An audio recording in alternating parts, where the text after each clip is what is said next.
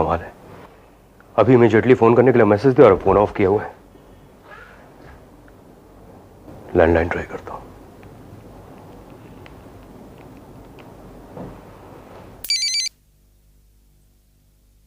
जय भैरव।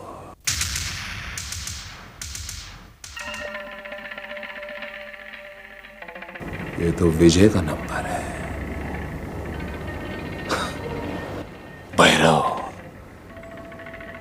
यही तो फायदा होता है घर का नंबर मोबाइल पर ट्रांसफर करने का। विजय बलराज चौधरी।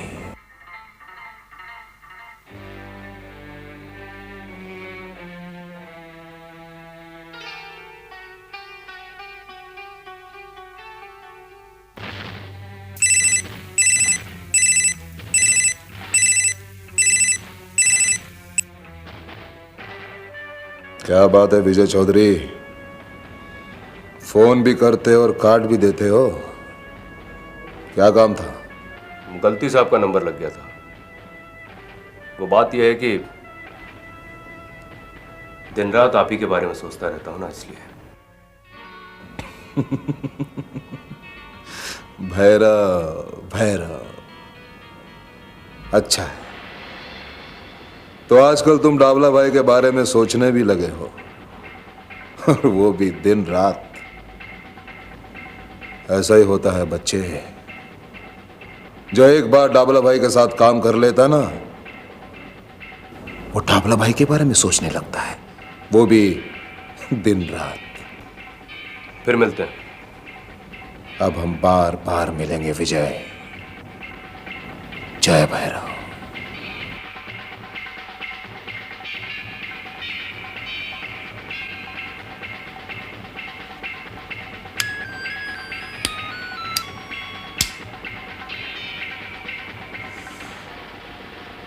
विजय चौधरी ने फोन भी किया और फिर कहता कि गलती हो गई।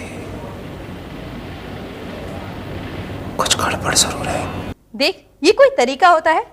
अगर इस तरह से तू करेगी तो मैं तेरी एंगेजमेंट पे नहीं आने वाली। जी नहीं, इस बार भी फोन मैंने ही किया है, आपने नहीं। अच्छा ठीक है, ज्यादा सफाई देने की जरूरत नहीं है। किससे हाँ? बातें कर रही थी? मैं तुझसे बाद में बात करती हूँ। वो मेरी फ्रेंड है ना रीटा, आप जानते हैं उसको। 2-3 दिन के बाद उसकी एंगेजमेंट है। टीना, तुम अपनी फ्रेंड्स को अपनी एंगेजमेंट पे कब बुलाओगे? मेरी एंगेजमेंट? भैया, मैं आपसे कितनी दफा कह चुकी हूँ कि मुझे शादी नहीं करनी है। ऐसे मत कहो टीना, इसका मतलब कि तुम मुझे मेरा फर्ज निभाने नहीं दोगी। ऐसी बात नहीं है, जरा अपने बारे में सोचिए। मैं शादी करके इस घर से चली जाऊंगी तो आप कितने अकेले हो जाएंगे। पहले आप शादी कर लीजिए, अपना घर संसार बसा लीजिए, ताकि आपकी देखभाल करने वाली कोई इस घर में आ जाए। तुम कितना सोचती हो अपने भाई के लिए, सचमुच तुम बहुत अच्छी हो टीना।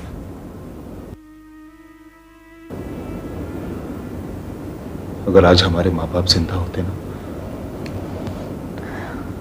तो शायद वो भी यही करते जो मैं करने जा रहा हूं। तब भी मैं उनसे वही बात कहती जो आपसे कह रही हूँ, कि पहले आप भाभी ले आइए इस घर में, फिर मैं शादी करूंगी। मैं भी कैसी बातें लेकर बैठ गया हूं। अच्छा, बहुत दिनों से तुम्हारे हाथ की कॉफी नहीं पी मैंने, जरा गरम गरम कॉफी ले आओ। बस इतनी सी बात, अभी 2 मिनट में कॉफी बना के लाती हूँ।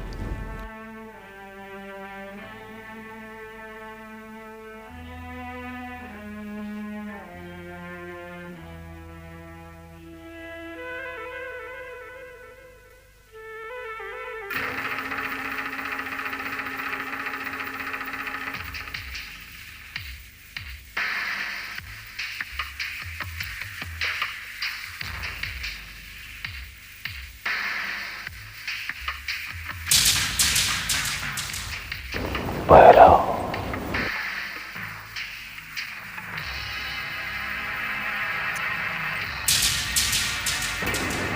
जय भैरव।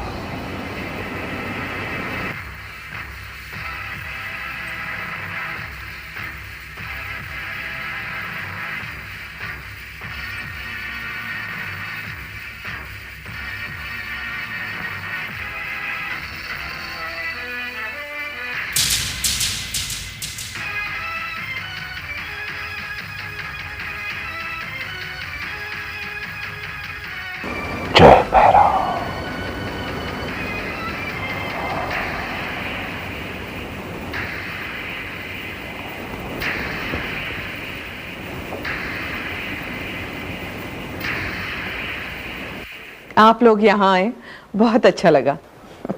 मम्मी, आपको अंकल आंटी का यहाँ आना अच्छा लगा, पर मुझे तब और भी अच्छा लगता अगर ममता इनके साथ आती। पगली, अब ममता का अभी यहाँ क्या काम? बेटे, ममता तो अब तुम्हारी भाभी बनकर ही इस घर में आएगी। हाँ, समझी? आंटी, भाभी होगी वो मेरी बाद में, पहले तो मेरी सहेली है ना। पहले उसे यहाँ आने तो दे, फिर जो चाहे रिश्ता बना लेना। आप कुछ ले ही नहीं रहे हैं? दरअसल बहन जी, हमारे घर में तो बेटी के घर का पानी तक भी नहीं पीते। क्यों अंकल? है तो बेटा पुरानी, लेकिन हमारी परंपराओं से जुड़ी हुई है। हाँ। क्यों बहन जी, ठीक कह रही हूँ ना मैं? हमारे संस्कार तो यही कहते हैं, और यही संस्कार हम अपने बच्चों को भी देते हैं। अब बहन जी, चौधरी साहब तो यहाँ है नहीं। हम चाहते हैं कि आपसे ही एक प्रार्थना कर लें। आप आदेश दीजिए। बहन जी, बात यह है कि आपके कहे अनुसार हम शादी तो सदन में ही कर रहे हैं, लेकिन अगर शादी से पहले की रस्में जैसे हल्दी, तेल, मेहंदी, ये अगर हम अपने घर में करें तो? और आप अपने परिवार के संग, दूर पास के रिश्तेदारों के संग शामिल होंगी तो और भी खुशी होगी। बहन जी, अपनी औकात के मुताबिक हमने अपनी बेटी को बहुत लाड प्यार से पाला है। जिस आंगन में उसके बचपन की किलकारी गूंजी हो, अगर उस आंगन को उसके मंगल सुहाग के गीत सुनाई दे तो खिल उठेगा। बहन जी, अगर आप ये रस्में करने की इजाजत देंगी तो हमें बहुत खुशी होगी। इसमें हमसे इजाजत लेने की क्या बात है? यह तो आपका अधिकार है।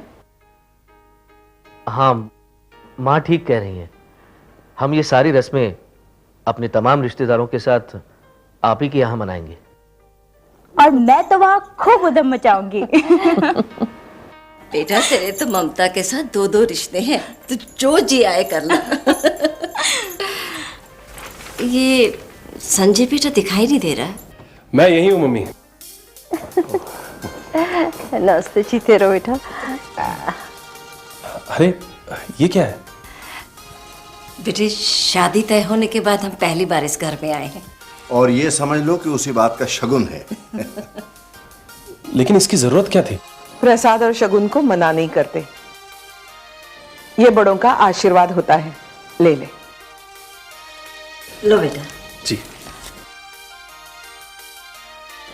अगर आपको नहीं चाहिए तो शगुन मैं ले लेती हूँ और मिठाई आप रख लो।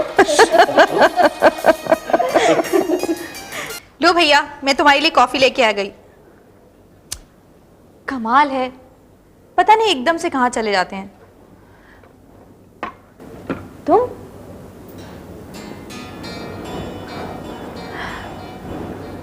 इस वक्त यहाँ अचानक? शायद भैया ने बुलाया होगा। भैया ने नहीं, तुमने एसएमएस करके मुझे यहाँ बुलाया। मैंने तुम्हें कोई मैसेज नहीं भेजा। झूठ बोलती हो तुम। ये क्या है?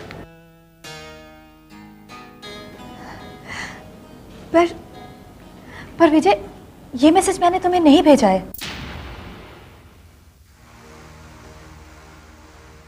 लगता है भैया को हमारे बारे में सब पता चल गया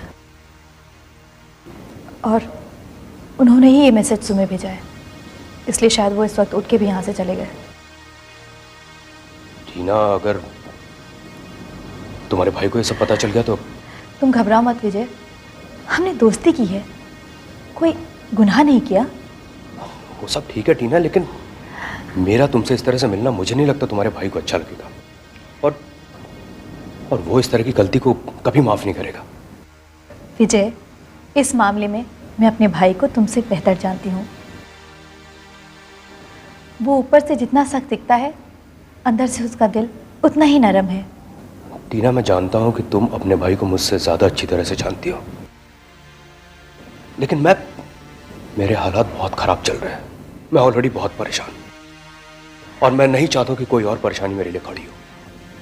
मैं जानती हूँ विजय, ये बात और है कि तुमने आज तक मुझे अपनी कोई परेशानी नहीं बताई, लेकिन तुम्हारी हर परेशानी मेरे भाई की वजह से है, ये मैं अच्छी तरीके से समझती हूँ। तुम परेशान मत हो विजय, मैं पूरी कोशिश करूँगी कि मैं भैया को समझाऊँ।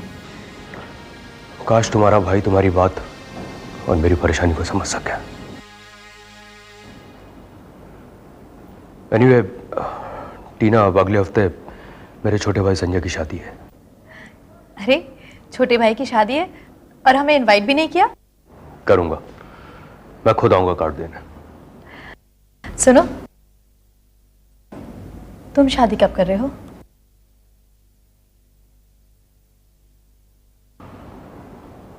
तुम्हारी रजामंदी होगी तब।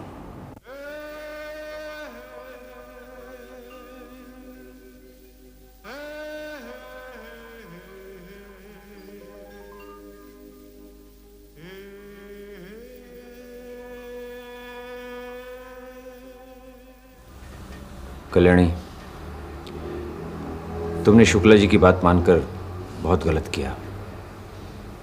तुम्हें किसी भी हालत में उनकी बात नहीं माननी चाहिए थी। अपनी बेटी की शादी को लेकर माँ बाप के बहुत अरमान होते हैं। उनकी बात को ठुकराकर मैं उन्हें दुखी नहीं करना चाहती थी। तुम्हारा सोचना ठीक है कल्याणी, लेकिन उनकी बात मानने से पहले तुम्हें यह भी सोचना चाहिए था कि ये सारे रस्म और रिवाज वो अपने घर में कैसे करेंगे। हमारा पूरा परिवार, हमारे रिश्तेदार, 50-60 लोगों की खातिरदारी वो कैसे कर पाएंगे? इसका बोझ कैसे सह पाएंगे वो? अभी उनकी नौकरी का भी कोई बंदोबस्त नहीं हुआ है। आप ठीक कह रहे हैं। औलाद की ममता के कारण वो ऐसा करना चाह रहे होंगे। मुझे उनकी बात नहीं माननी चाहिए थी।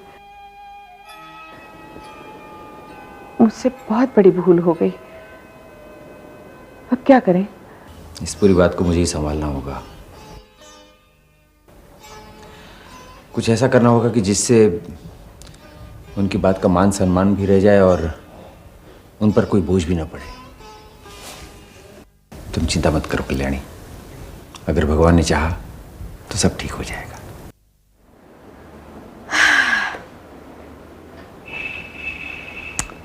कमाल है, ये भी कोई बात है? कह कर गए कि 8:30-9 बजे तक घर आ जाऊंगा, तुम्हारे साथ बैठकर खाना खाऊंगा। यहाँ मैं भूखी बैठी हूँ और खुद गायब हो गए। हाय टीना। भैया, इतनी देर तक कहाँ थे? अगर इतनी देर से ही आना था तो मुझसे क्यों कह कर गए कि तुम्हारे साथ बैठकर खाना खाऊंगा? आज मैं तुम्हारे कोई भी सवाल का जवाब नहीं दे सकता। लेकिन ये भी कोई तरीका है घर आने का इतनी देर से? दरअसल अपनी प्यारी सी बहन के लिए अच्छा सा गिफ्ट लेने के लिए मैं लेट हो गया। मेरे लिए गिफ्ट? लेकिन ये गिफ्ट है क्या? दिखाता हूँ। जब देखोगी ना तो अपने भाई के पसंद की दाद दोगी। देखो।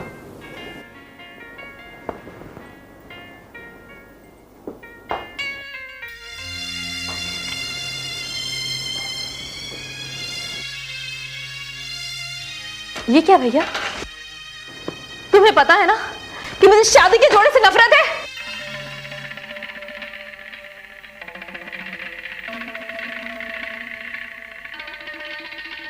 टीना, मुझे तो लगा था कि विजय से मिलने के बाद तुम्हारे मन में शादी के जोड़े के लिए फिर से प्यार उमड़ आया है। तुम बिल्कुल गलत समझे भैया। मेरा और विजय का ऐसा कोई रिश्ता नहीं है। हम सिर्फ अच्छे दोस्त हैं और उसी दोस्ती के नाते मेरी उससे हमदर्दी है और मैं चाहती हूँ कि तुम। मैं? हाँ, कि तुम उसे अपने गलत धंधे से अलग कर दो भैया। उसके इर्द गिर्द जो तुमने जुर्म का जाल बुन रखा है उससे उसे आजाद कर दो भैया, प्लीज। टीना, मुझे एक सच्ची बात बताओ, तुम्हारे मन में उसके लिए सचमुच हमदर्दी है या फिर? विजय को और मुझे लेकर अपनी सोच को मत बहकने दो भैया। विजय एक बहुत अच्छे घर का लड़का है। मैं उससे 2-4 बार मिली हूँ, लेकिन हमारा सिर्फ पाक साफ और हमदर्दी का रिश्ता है। टीना, डाबला की आंखें कभी धोखा नहीं खाती, दिमाग कभी गलत नहीं सोचता, और दिल का अंदाजा बिल्कुल सही होता है। और तुम मुझे भैया, मैं तुम्हारे सामने हाथ जोड़ती हूँ कि तुम उसे अपने गलत धंधे से अलग कर दो। उस मासूम को छोड़ दो भैया, प्लीज। देखूंगा, लेकिन वो तुम्हारे भोले भाले घर का सीधा साधा लड़का विजय